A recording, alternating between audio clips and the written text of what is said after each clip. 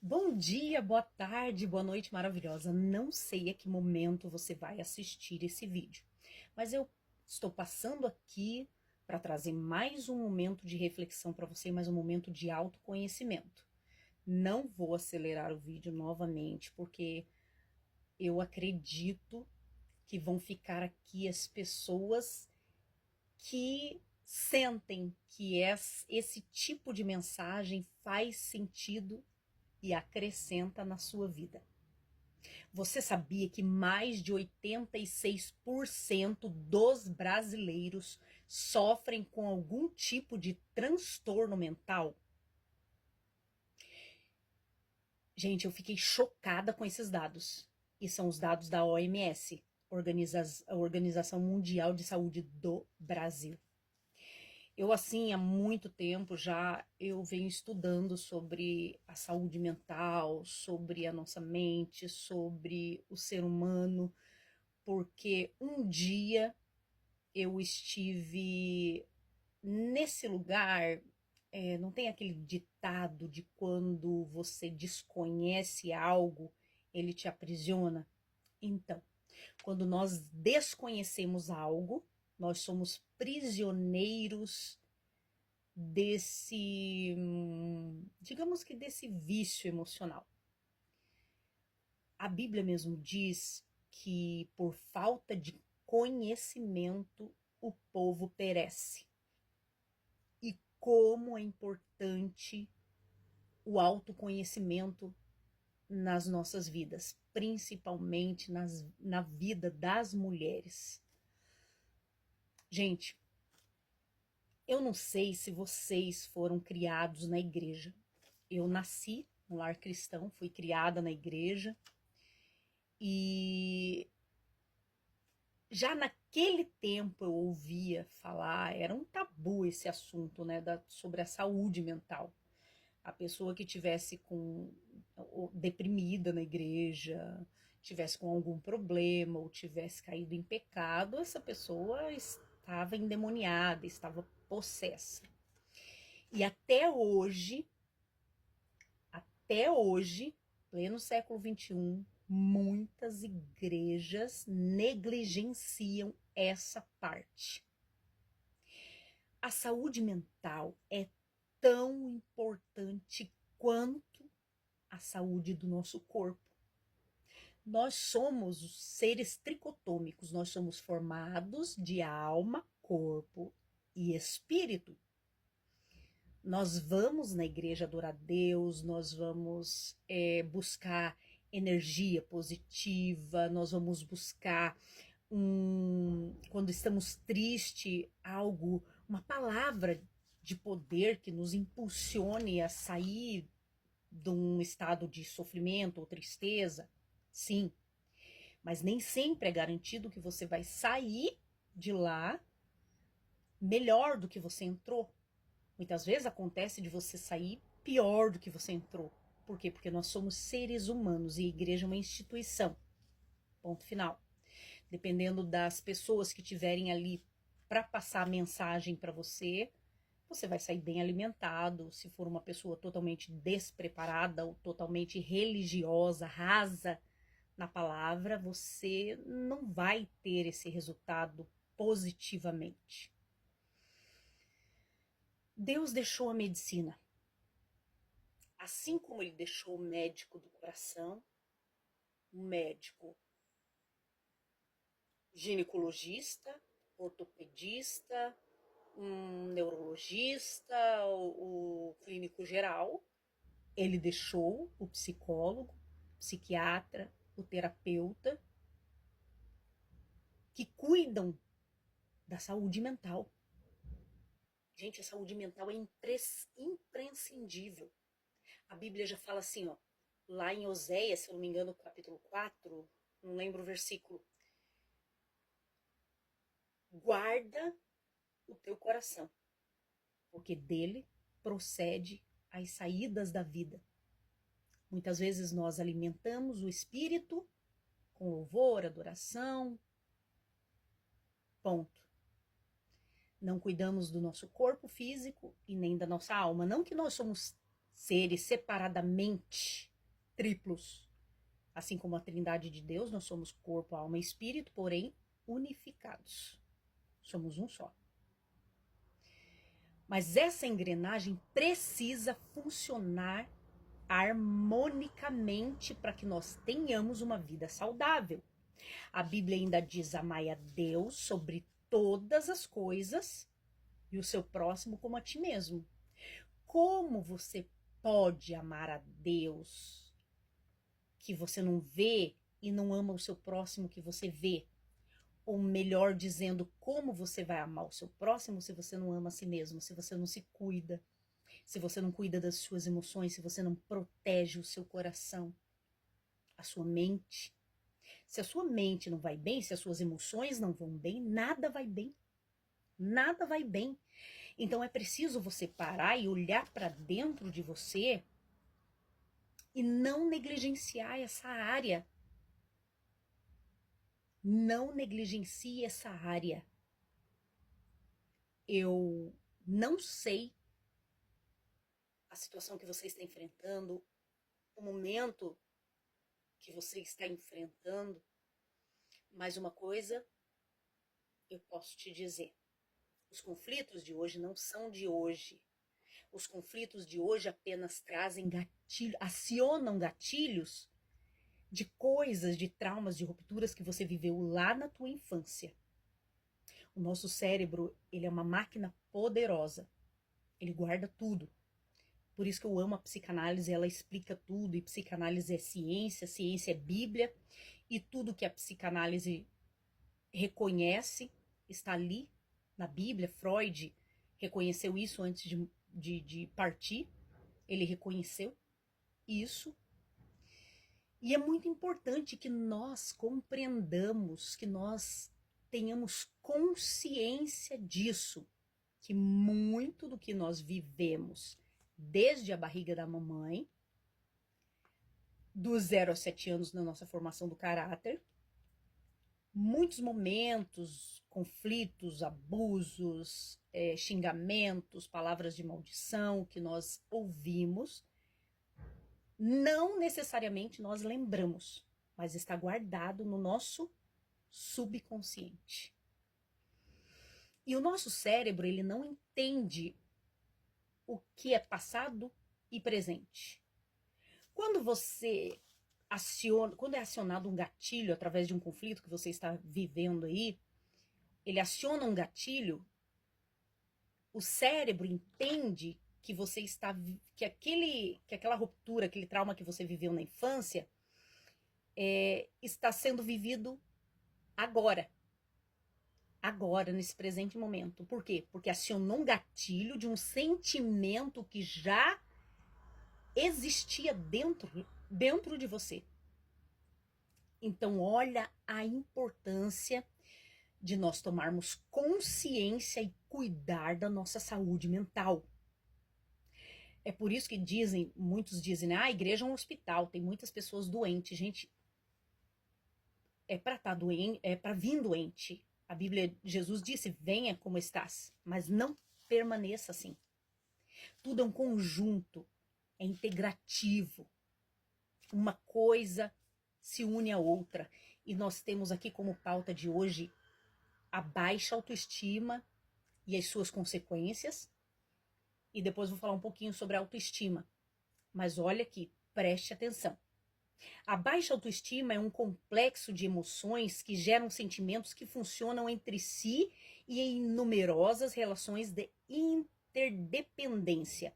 Não existe de forma alguma o desenvolvimento da autoestima sem passar por um processo de autoconhecimento. A autoestima se conhecer e se aceitar e se amar. Então não tem assim como o ser humano ter autoestima se ele não se aceitar, não se reconhecer e não se amar. Não tem como você doar a sua vida para os outros, esquecendo da sua saúde, esquecendo das suas emoções e ser bem-sucedida. Não tem como. Na verdade, quando você olha mais para sua casa do que para você, mais para os seus filhos do que para você, mais para sua família do que para você, você está negligenciando a sua saúde mental, você está sobrevivendo. E nada que sobrevive permanece. Deus veio para nos dar vida e vida com abundância. Você precisa olhar para dentro de você.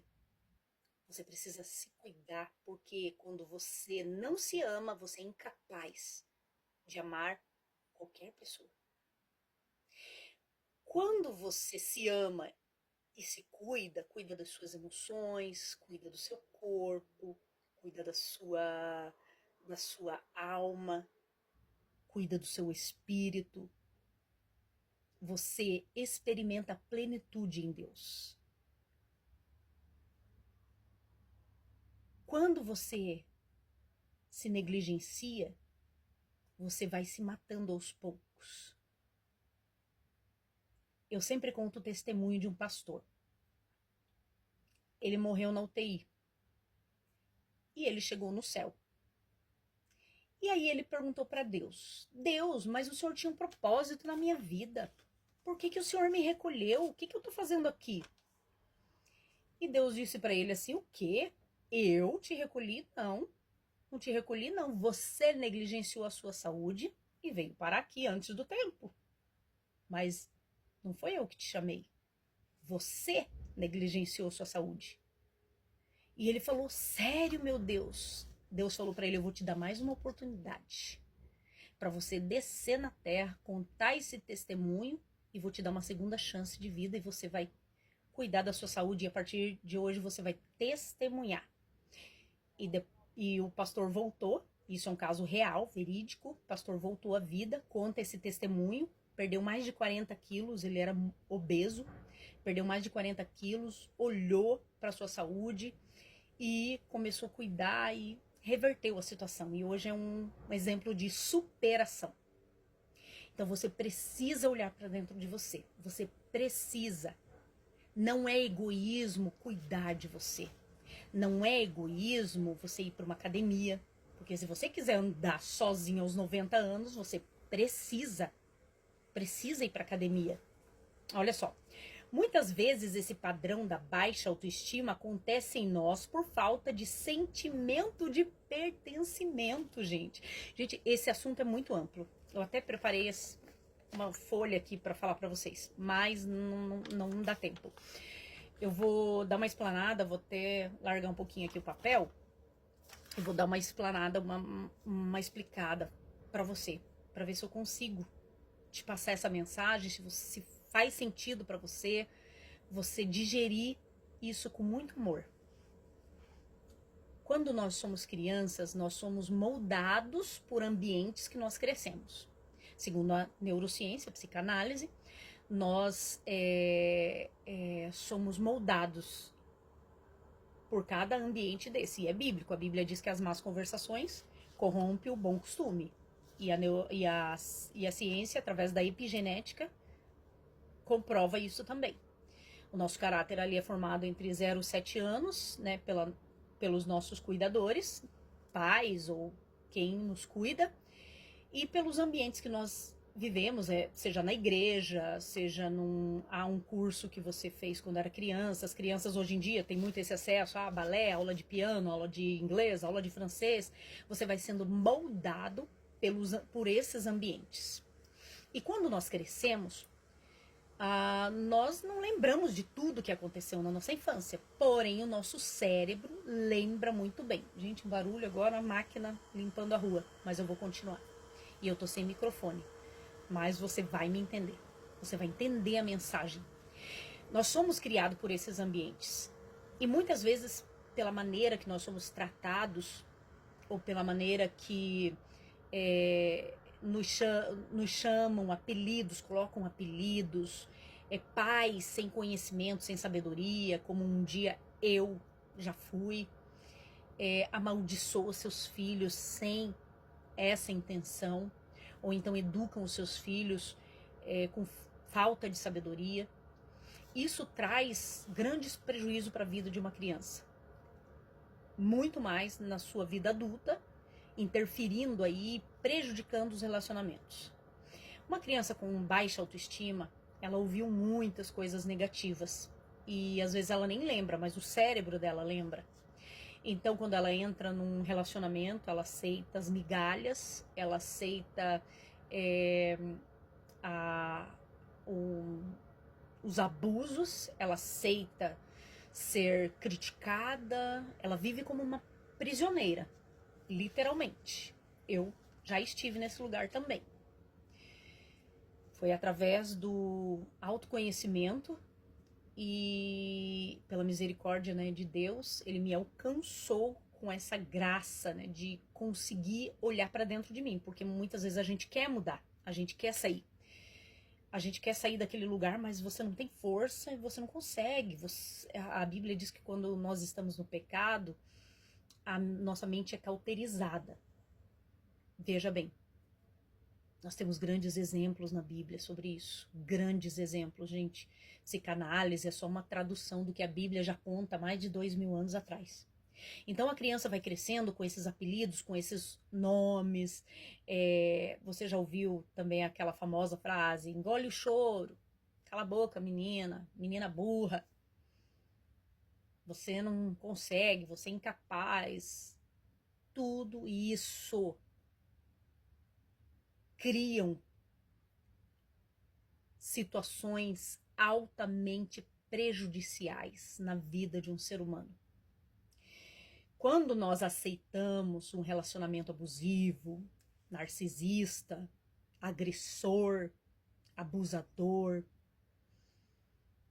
nós não passamos daquela criança ferida, que foi ferida lá atrás, ainda está aí dentro de você e é preciso você tomar uma atitude.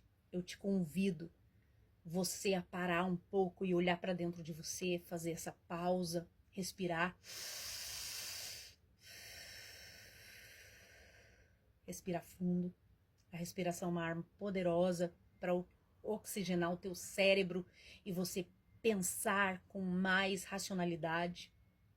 Porque o nosso cérebro direito o cérebro age pelas emoções 5 minutos antes do que o lado esquerdo, que é o lado racional.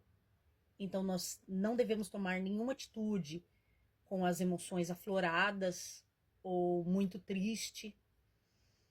É muito importante você olhar para isso, olhar para dentro de você e virar essa situação. Como eu disse, eu não sei se eu falei no vídeo passado, Freud foi um dos maiores exemplos de superação. Ele se tornou um psicanalista por conta de traumas de infância. Ele era um médico neurologista e por conta de conflitos que ele tinha com seu pai, ele virou um monstro sagrado na ciência, como dizem por aí. O que eu quero passar com isso para você? Você pode mudar, você pode reverter essa história, você pode reverter essa situação. A baixa autoestima, ela destrói uma pessoa. Eu vou ler aqui sobre a autoestima.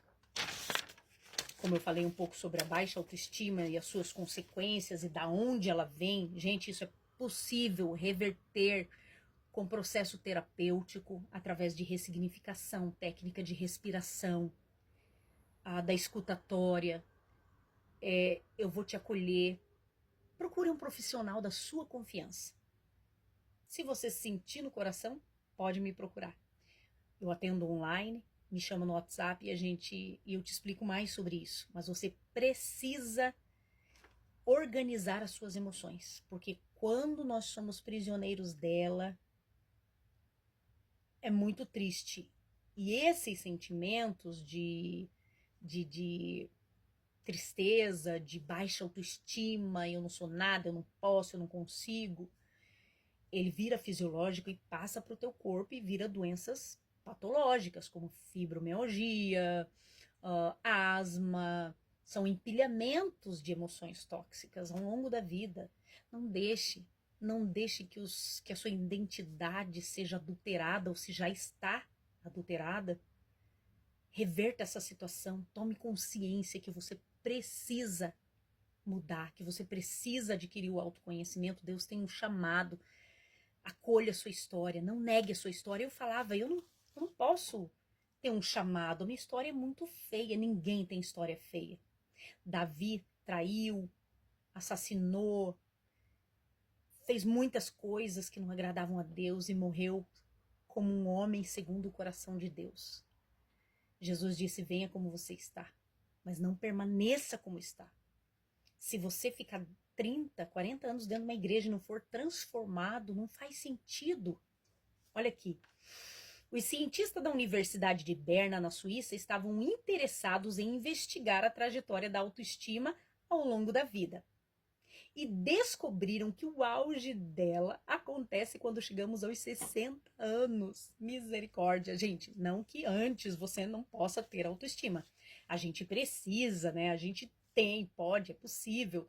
Só não aquela, meu Deus, aquela visão de perfeição nunca vai existir. Concluíram que a autoestima é muito mais uma questão de sentir bem na própria pele do que atingir aquela tão sonhada e irreal perfeição. Quando reconhecemos nossas habilidades e limitações, aprendemos a lidar com os nossos medos e frustrações e, sobretudo, a nos amar do jeito que somos. Deus não nos ama pelos nossos méritos, mas é exatamente pelos nossos deméritos que Ele nos ama e Ele nos chamou para fazer a diferença. E eu faço esse convite para você. Pare, respire fundo, olhe para dentro de você, vê aí o que está desorganizado no seu emocional. Tome essa consciência, procure um profissional e mude o teu cativeiro, saia dessa prisão. Porque através daquilo que mais te machucou, daquela dor que te quis destruir, Deus vai usar exatamente esse ponto e vai transformar você num instrumento de cura e de transformação. E você vai viver esse momento que eu tenho vivido na prática. Deus abençoe e até o próximo vídeo.